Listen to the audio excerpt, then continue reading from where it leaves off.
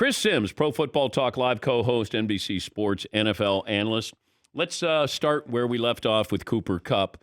Value-wise, not talking about, Devontae Adams' talent or DeAndre Hopkins, any of that. Just value to his team. Where does Cooper Kupp rank this year, in your opinion? Well, it's up there. First off, the talent thing's real. Like, people got to stop shortchanging the guy.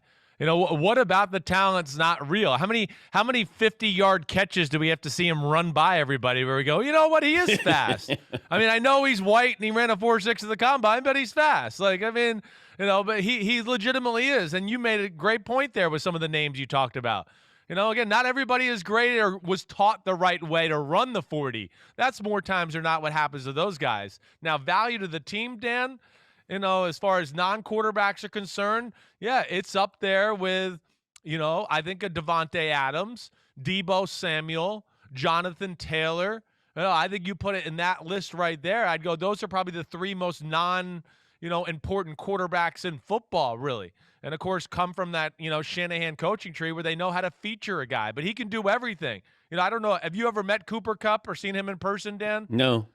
He's bigger than you think. He really is. He's 6'1", 6'2"-ish. And, of course, yes, the quickness is real. The smarts and evaluating coverage and all that are really good. But the talent's real, too. It is. And they know how to, get it all out of him. That's for sure. But I want quickness over speed. Yeah, I hear you. At every position. Like, I want my running back to be quick to get to the hole. I want my lineman to be able to be quick to get out in space. Or my wide receivers. Yeah. I love quickness. Speed can take a while. And what do you do with that speed? Quickness, I can use that. You're talking about, you're talking about like acceleration, right? Like, you want more acceleration too out of that. Quickness is important, certainly. Acceleration's probably the most important thing you can talk about at times. Yes, there's no doubt about that. Hey, you can get also, though, like a guy like where I know I misevaluated coming out in the draft, and I always kind of call this like the Peter Warwick syndrome a little bit, like the Clyde Edwards-Helaire, right? He's very quick, but there is a speed element that misses to where, hey, he makes a guy miss, but the first guy he made miss already caught him from behind to tackle him because he's not fast enough. But, yeah, there has to be a certain blend, and I agree with you more times than not. That acceleration quickness factor is probably more important than anything. You say goodbye to the Seattle Seahawks playoff hopes here, as if they had any real hopes there. But are we also saying goodbye to the partnership of Pete Carroll and Russell Wilson? It seems that. And, again, I have no inside info here or anything like that. I'm not trying to break news. But, again, I think you just look at the read between the lines, whatever, the writing on the wall. It seems that way when you couple that together, what Russell said to you last year after the Super Bowl in the offseason. I know people close to the situation who also believe that's very much on his radar. How could he be content with what's going on there right now? That's all I can say. I mean, either he gets out of there or he stays, and maybe Pete Carroll is out of there, or maybe Pete finally makes an adjustment and says, okay, hey, I'll get an offense and run an offense that you really want to run. But, again, he's not playing his best football. I know that. But how many plays did we watch last night where I think I've had fun with you before? Hey, you go straight, and you go straight down the middle. There's lack of creativity. There's lack of easy ways to get the ball into their playmakers' hands. There's issues with that offense, and I can't imagine that Russell Wilson's happy with the style of play in which they're playing with right now, or even towards the end of last year. Could you see the Giants actually going all in on Russell Wilson? Because that's a rebuild here. Saquon Barkley. You got some receivers. Like, you have some guys who can be good. Right. Are you moving on from Daniel Jones? Are you going to move on from Saquon? You got to bolster the offensive. Like, if I'm Russ, I'm going to go, okay, wait a minute. Now I'm going into that situation? I know, yeah. There's probably better situations. Now, it is New York, and, I think there is a thought out there that, he and his wife would love to be in that big market. But, yeah, you're going to have offensive line issues. You talk about it. There's a lot of ifs there with New York right now. Other thing I would go is, I guess I'd have to see New York actually go that route of type of quarterback. They have a little bit of the Giants, Bill Parcells, have that Belichick belief. They kind of want that traditional pocket passer quarterback. Even when I worked in New England, It really there was a checklist as far as what you wanted at the quarterback position as far as size and all the attributes that go along with it. So I'm not sure if I think that's a match made in heaven on either side there. Dolphins are certainly one of those I'd still throw in the mix. The Broncos, as we've talked about, they're going to be in quarterbackville at the end of the year. That'd be one that I would intrigue me if I'm a quarterback. They got the receivers. The offensive line certainly got better this year. They got a pretty good running back. I mean, that would be another one that jumps out. But I don't know. That Giants one, I guess I got, questions about that one, Dan. How good are the Rams? Or how about this? How dangerous are the Rams? They're dangerous as hell. I don't know how good they are. I don't know if they've played their best football as of yet. You saw the game last night. Good, not great. There's just a Super Bowl polish that's missing from them right now. Again, I know they've won 3 in a row and they've righted the ship to a degree there. It was good to see their stars pop once again on a big stage last night, the defense and offense. But I'm not sure. I look at them and go, I know they're a playoff team. I know they're capable of winning a game. Maybe 2. Maybe they are. But there's something missing about me thinking they're a legit going to win the Super Bowl or in that short list of Super Bowl teams right now. I guess I'd like to see the defense a hair more dominant and the offense just be a hair more consistent. I look at it and go, okay, yeah, they beat the Jaguars. They should have. Arizona, great win. I get it. But I think we can both sit here and go, Arizona served some things up on a silver plate for them to kind of help them win that game. And then last night's ugly. So I guess I'm kind of waiting to see what they can kind of grow into here down the stretch and what they can make themselves as the playoffs start. But are they similar to Dallas, that you have 2 really good defensive players on both of those teams? And then you have offenses with offensive-minded head coaches, wanting to pass the ball, although they have a better running game with 2 running backs in Dallas. But are there parallels between those two? There is a little bit. It is star-oriented. There's no doubt. I do think, like you said, Dallas has the capability to run the ball a little bit better, which translates to football. But also where I'll say, and again, I even dropped the ball on this a little bit as the season went on here. You forget how talented that Dallas defensive line is when they're totally healthy and how deep they are. That's the thing that they have over the Rams, too. The Rams do not have that type of depth. They have to rely on guys playing a lot of snaps.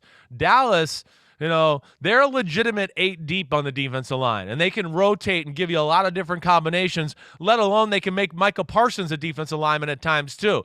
To me, with Dallas and that defensive line, it kind of puts them, okay, I'm going to say a notch above maybe the Rams in my eyes right now, even though I got questions about Dallas's offense is too simple, Dan. That's what I would tell you. They're just the passing game's simple. People want to know what's wrong with Dak. Again, he spoiled us because he was amazing early on. He's definitely not playing as hot as he was or as good as he was. Wait, explain that. But I also that. Look at it. Why is it simple? Well, the schemes themselves are simple, and they can get away with it, when the run game is really working, and then that invites some basic coverages. Hey, we got to stop the run. And now they got the one-on-one playmakers to make plays happen against those simple defenses. But, the run game's been spotty over the last 5 or 6 weeks. So I think you couple that with Prescott not being totally on his game, and now teams are going, whoa, wait, we don't have to put all our eggs into stopping the run. We can play some coverage stuff. I watch film with them every week, and there's just too many plays where I go, the defense, they dropped. They were all over this play. They knew what was coming. They played a zone defense. There's 3 receivers over here, and they concocted a defense where everybody dropped right in that area where they wanted to attack. Those are the signals I start to see when I go, it's a little too simple. Defenses have caught on to kind of what you're doing here as the season went along. Talking to Chris Sims, Pro Football Talk Live co-host with Mike Florio. I thought if Brady had a good performance and the Buccaneers beat the Saints, he was going to win the MVP. He had one of his worst performances, gets shut out. Now you look at all the injuries there, and feels like Aaron Rodgers is the leading candidate for the MVP. What do you think? That's what I believe. Now, and again, I'm not like I really was saying this for the last 3 weeks, even before this Saints game and the debacle by the Bucs offense to a degree. I don't think there's a player in football that's more important to their offense right now than Aaron Rodgers. Again, there's some good players there, we know, but we can't even decide on who the second receiver is. Who is it? I don't know. Is it Valdez-Scantling? Is it Lazard? Was it Randall Cobb? I don't know. It doesn't matter. It's Aaron Rodgers. I mean, he's on fire. He's playing unbelievable football. And, again, with Brady, hey, I know that's a good Saints defense, but, what I would look at a little bit is the Bills game being up the way they were. They let the Bills back in. Brady kind of dropped the ball about 3 or 4 series in a row where he had some open receivers to kind of put the game away. And then you see the other night again. I know Brady's awesome, but you see the inability to create anything off schedule in nights like that. And yes, I would put Rodgers in the lead right now for my money. I watched the Eagles-Washington game last night, at least a portion of it. I'm fascinated with Jalen Hurts. I don't know. He's a weapon. I don't know if he's a great quarterback. Right. And it's tricky because you have 3 first-round draft picks. I don't know if you're going to be in on any of the quarterbacking sweepstakes, but can you build around Jalen Hurts long-term? I certainly questioned that before the year. I would have been one that would have told you no. Like, no, that's not going to happen. He's too unpolished passing the football, like you said. And I feel like there was a time there early in the year where they were doing the round peg into the square hole thing. Hey, Nick Sirianni coming from the Colts and having some history, with the Chargers out there. I felt like they were trying to make Jalen Hurts like Phillip Rivers in that offense. He's not that. What they have done is they evaluated their team to what you're talking about and said, wait, we have this unbelievable offensive line, one of the best offensive lines in football, if not the best. And we got a quarterback who can run and do special things that way. Why don't we start to play around those strengths? And that, to me, is when they caught fire. And I don't know, I said today on Pro Football Talk to Floria, I'm kind of getting to the point now where he's played enough and I've seen enough to where I'm going to go for it. I think he might be enough to where you go, he is the future. We just got to go all in, kind of Lamar Jackson, Baltimore Ravens style. Maybe get one more receiver to, hey, speed sweeps and fake this and fake that. And you got Devontae Smith and Rieger and a good tight end. Maybe another running back to the mix to round out the stable of RBs there. But I do think you can do it. And they're dangerous, Dan. Like, I wouldn't want to see Philadelphia in the playoffs with that running game chewing up a clock. Now your offense feels the pressure of, oh, gosh, we got to make something happen. They go 3 and out. They chew up the clock again. They can be a real pain for somebody if they do get in. And I'm kind of hoping they do because I think they are one of the 7 best in the NFC. I'll leave this with you. Tom Brady spoke out on his podcast with Jim Gray that he's talked to the NFL Players Association. He wants to talk to the competition committee about these hits, these lower body hits, these around the knees hits. You can't hit them in the head. Even if you go up top, you could have a glancing. I mean, That's right. And I said this yesterday. They like to make it seem like baseball's strike zone. The knees to the armpits.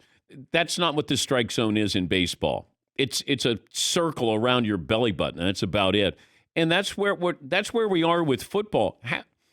How are you fair to defensive players here of what you can and can't do? Right.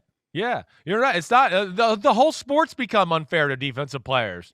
You're not allowed to hit the quarterback hard anymore. The horrible call we saw 2 nights ago with Conklin of the Vikings going down the middle of the field and he gets hit by Deion Bush, the play that Matt Nagy got the personal foul on. And I mean, he didn't, like you said, he hit him in the chest, but he does have a head connected to him and a helmet. And maybe it grazed his helmet. Oh, no. Yes, it's very tough. They've made it hard on these defensive football players. I don't know what they want them to do. Certainly wasn't a dirty hit by P.J. Williams. I understand him going low and doing that for all the reasons you said, And again, this is where I want to go back to, like, we all know what we signed up for. And every guy going over the middle would rather be hit in the head than they would in the knees. And I wish they would just take that aspect away of like, hey, we'll still protect the head. We don't want launching at the head.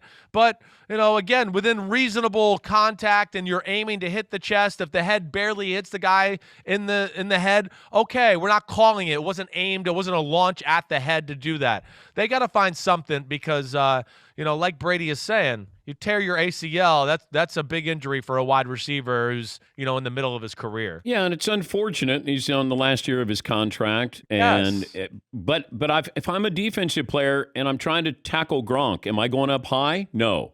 I got to go down low. And it's unfortunate, that play. It is. But if I'm a defensive player, I don't know how would Ronnie Lott play today? I know. I mean, he'd go crazy. I mean, again, we've taken away, one of the great factors for a team that's built around defense, and that's the fear factor. You want to throw the ball over the middle, you're going to get your head knocked off. You're going to hold the ball in the pocket, we're going to knock your head off. And I don't mean that, to the literal term, but you know what I'm saying. Physicality is what made some of the great defenses great in the history of the sport. I mean, my dad's Giants of 86 or the Bears of 85 or the Broncos of 2015, they wouldn't be the same if, some of these rules were just egregiously in place right now. So, yes, it's a really tough spot, and I think they call way too many of these penalties on defensive players right now. You're way too young to be a get-off-my-lawn guy.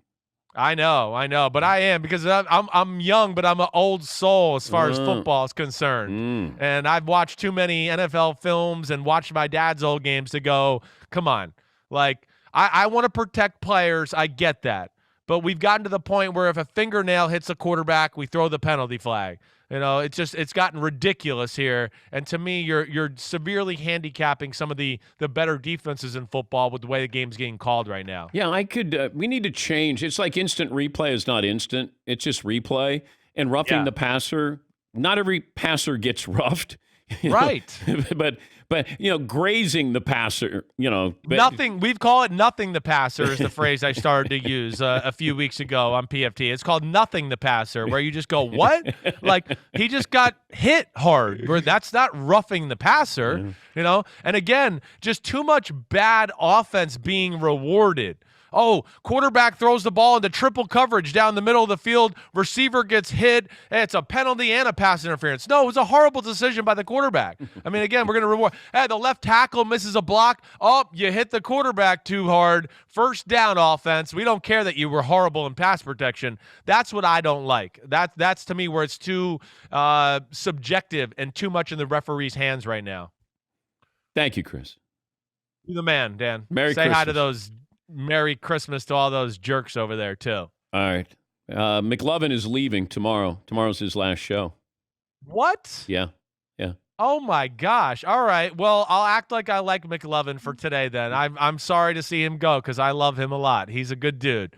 They're all good dudes, but you know what I mean. They're jerks and they're good dudes. It's the same thing. Thank you, Chris. See you, McLovin. Thank you. Yeah. There you go. They're jerks and they're good dudes. Yeah. Makes perfect sense. Yeah, he was overcome with emotion there that McLovin was leaving, I think.